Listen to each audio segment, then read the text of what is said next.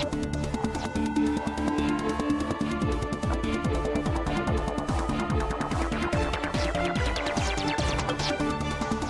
to the Economy Magazine at I-24 News, where we provide a daily view on the global economy and world markets. I'm Natalie Ehrlich. Today, we'll take a special look at the world of bling, jewelry, diamonds. Let's get started. Now with the headlines. Chinese stocks fell on Wednesday, extending the world's biggest declines this month. The Hang Seng slid 1.2% to 11,734.27 at the close. Meanwhile, Shanghai Composite reversed losses in the last hour of trading.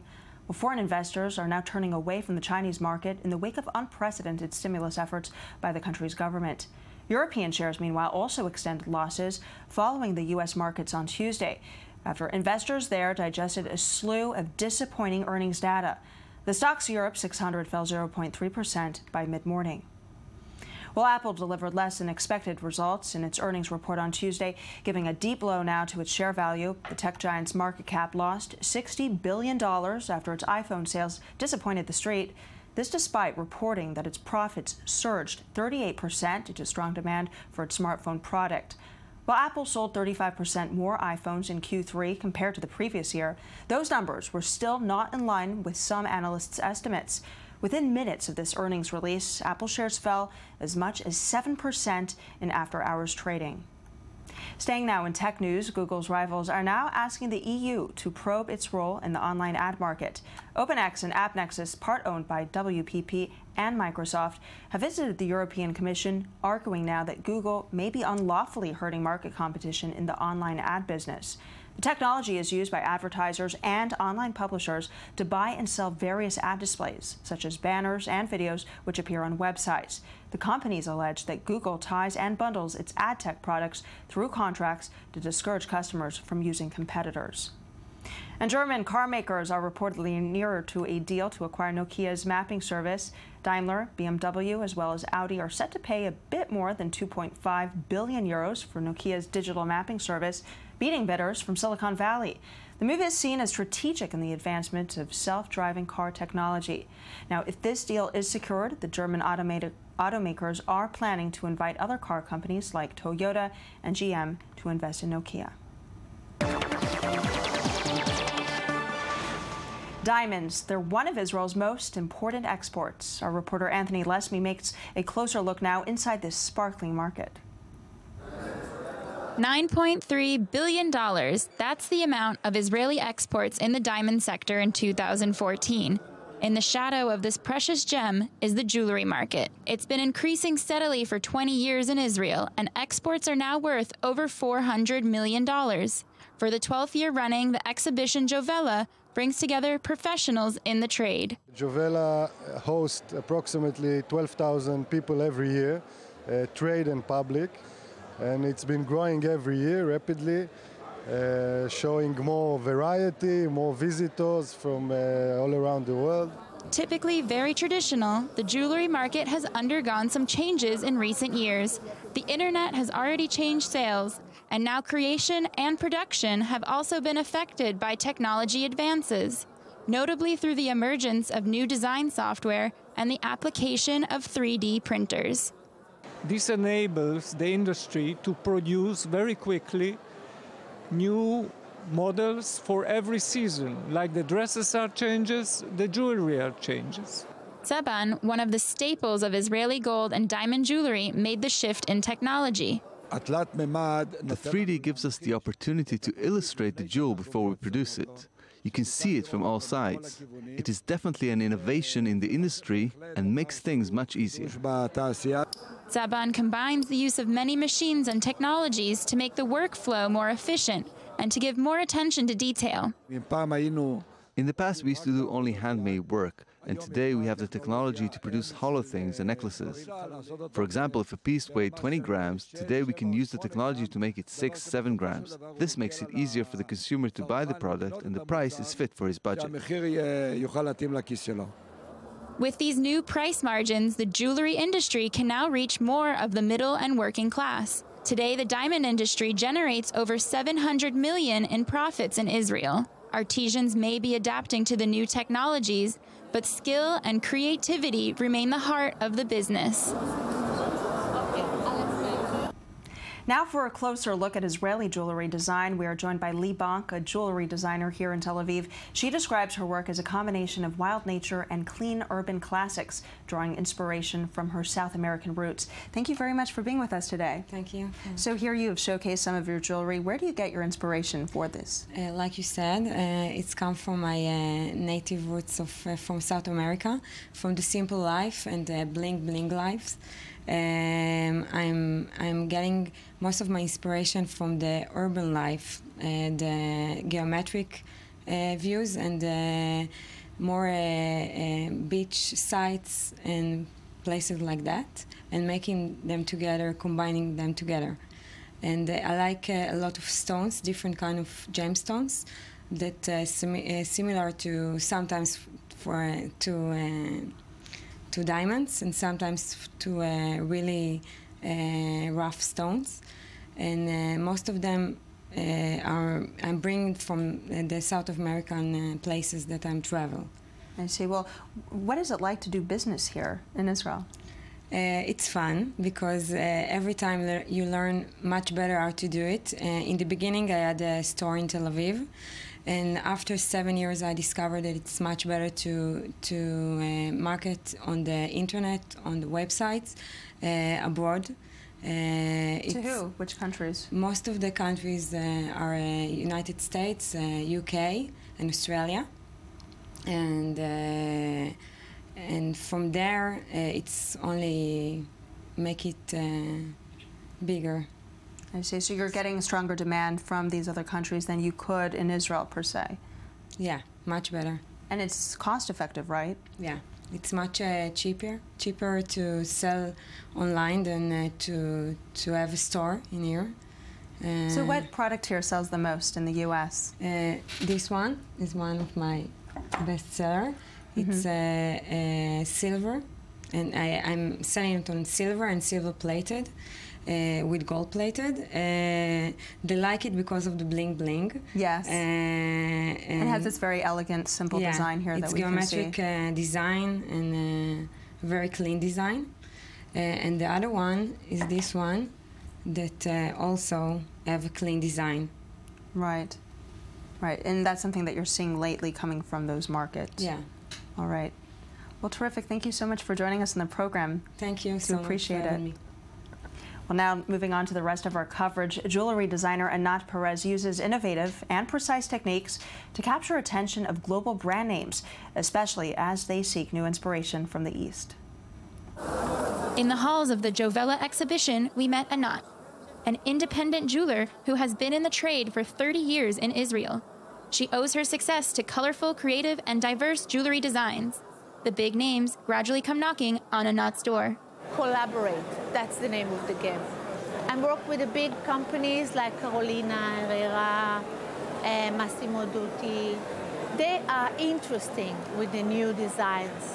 Sometimes they go to the Far East or the manufacturer to do the mass production, but to bring them as the special things, they need to do something that they cannot do back there in China. The next day, we went to her workshop in Ramat Gan, a suburb of Tel Aviv. In the 1980s, after 2 years of army service, Anat became a design student, starting to work and create. At the time, the local jewelry industry did not exist. Okay, when I started 30 years ago, wow, there was nothing actually, really nothing. And I felt it so nice. I even remember myself buying a small earring and take them apart and combine it with others. And then it was so easily to make nice things back then. But now there is a big market in the internet and the competition is everywhere. Please come. So as you can see, this is the tryout to make the samples, but you need to do that with so many color combinations to find the right proportion of the stone, the color, and it's not easy. You need to work on it and to develop it sometimes for days, and one day it's come.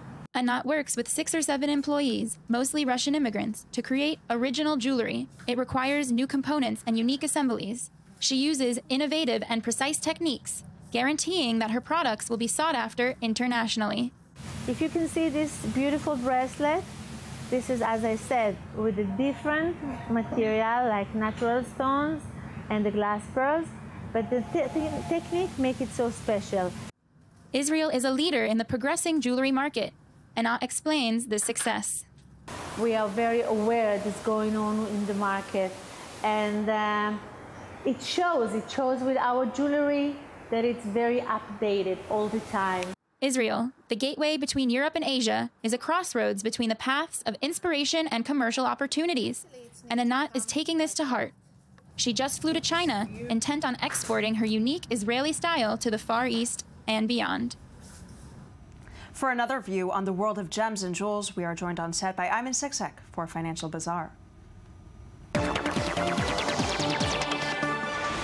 Thanks for being with us today, Ayman. So what did you bring for us? Well, we're talking about gold right now, and not such great news for gold across the Arab world. We're going to start with the United Arab Emirates, where they just experienced the lowest prices for gold in 5 years. Wow. And even just month on month, there's been a 7% decline since last month in the prices of gold. So 24-karat gold right now in the UAE is selling for $3 less, almost $3 less per gram. Wow. So this is good news for buyers. If you're having some kind of gold rush, a renewed gold rush in the UAE, that's happening right now. A lot of people are stocking up on gold and jewelry, and the UAE is known to be a little flashy, so they do love their gold there. But there is a decline in prices that is expected to go on for at least several more days. Prices and sales there are expected to go up this week of gold. The shopkeepers, though, are not really happy with this decline. Right, because they're getting much less for their product than they could have otherwise. But this decline in gold, perhaps we could even see further down the line with a rate hike coming from the U.S. Gold, of course, is a safe haven commodity, and now that gold or the dollar is becoming stronger, people are going to jump onto that. So what else does this mean, though, for the bargain hunters in Dubai? That's right. I mean, I think one of the really scary things is the really, really dramatic and fast decline. In 1 month, 7%, that's a lot. So the markets of gold in the United Arab Emirates right now are extremely worried and concerned on where this could be going. Now, gold experts are saying this will only last a few days, but there's no way to tell. A month ago, they did not predict this dramatic decline in prices. So you really can't know where this is going. And across the Arab world in Dubai, the same trend is happening, but with a different effect. Prices of gold are also plummeting. In this case, it's because of the continued slump, which we've discussed a lot in the past, in oil prices in Saudi Arabia and in Russia. These are the biggest buyers of gold from Dubai and other places in the Arab world, and they have now less money to spend. So not only is gold costing less in Dubai right now, but also the gold stock exchange, the gold souk in Dubai, is plummeting. So we're seeing dramatic declines there. However, unlike the United Arab Emirates, it's not making the ordinary everyday people buy more gold. So the situation there is a little more dire. So people don't even have cash there to buy and stock up on this gold commodity. Well, what's going on in Dubai is I think gold has become a little less prestigious. Diamonds, which you've discussed earlier in the show, are becoming more and more attractive. So gold is losing also some of its prestige, not only its price tag. So what's the reason that these people are actually buying the gold? I mean, in the U.S., people, of course, they wear it as jewelry, but it's also considered a safe haven. They stock up here on this commodity in order to basically save for the future rather than buying more risky investments. Is this seen at all as an investment, or is this purely for design and beauty and fashion? Well, the people who buy gold in bulk in the United Arab Emirates are, of course, buying this for investment, and they are hoping that the experts are right, that this will only last a few days, and then the prices will climb up again. So if they are right, this will be a very, very good investment. And gold hasn't let people down too much in the past. It has been a very safe haven for investment so far. So this could change dramatically again. However, this is only one of the many, many dramatic effects that we're seeing in the Arab world right now because of plummeting oil prices, because of high tensions and wars and terrorism. This is finally affecting one of the most safe havens in finance in the Arab world, and that's gold. Interesting. And also we have this Iran deal now that is set to open Iran's oil market to the world, which will also be a drag on oil prices. So that might even have a bigger impact too. That's later true. Down the line. That's true. But it is good news for Iran, only for Iran, because it's set to have a renewed input of tourism, of more shops opening up, and of course the lifting of the sanctions, which everyone is looking forward to, that will do Iran a lot of good. It's likely that the gold market within Iran will benefit from this, but outside of Iran, because Iran is so isolated from other parts of the world, it's likely that these effects will not shine through as boldly. And they must be really into gold as well. Well, yes, gold is very big in Iran. They are hoping, though, that the people who buy gold in bulk from Dubai, like the Russians and the Saudi Arabians, will come to Iran next. Well, thank you so much for your insight. As always, we do appreciate it. I'm in Seksak. That wraps up our show today. Do stay tuned tomorrow. Same time, same place from the Jaffa Port in Tel Aviv. I'm Natalie Ehrlich. Thank you for watching.